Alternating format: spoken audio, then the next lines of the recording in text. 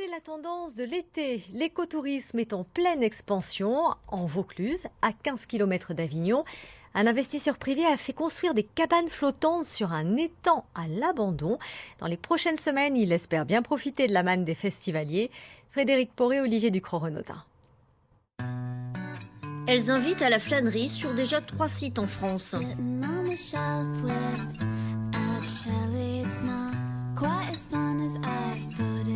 En Vaucluse, les cabanes flottantes ouvriront seulement dans moins d'un mois sur le lac de la Lyonne, une ancienne carrière à l'abandon depuis 10 ans.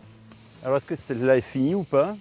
Vous allez voir, sur cette cabane flottante, tout l'extérieur est terminé, terrasse et haute. Maintenant, on est plutôt sur l'intérieur.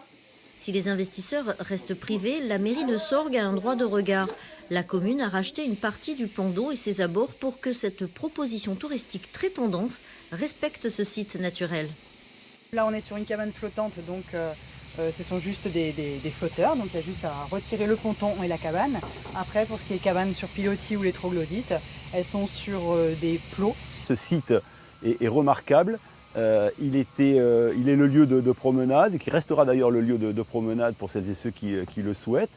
Mais on a trouvé là le moyen de le préserver, là où parfois il y avait aussi des attitudes moins sympathiques, avec des dépôts parfois d'ordures. Et bien là aujourd'hui on met un terme à tout ça.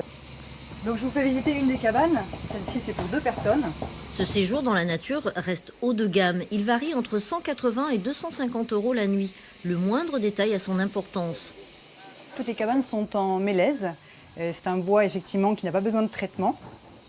Au fur et à mesure, le bois va griser et justement se confondre avec la nature. Les cabanes vont être vraiment intégrées justement dans la végétation.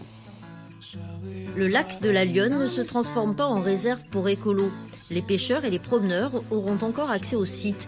Et si cet écotourisme peut sembler parfois être un effet de mode, il pourrait peut-être correspondre à un vrai changement dans les habitudes des vacanciers, encouragé par l'Organisation des Nations Unies qui a fait de 2017 l'année internationale du tourisme durable pour le développement.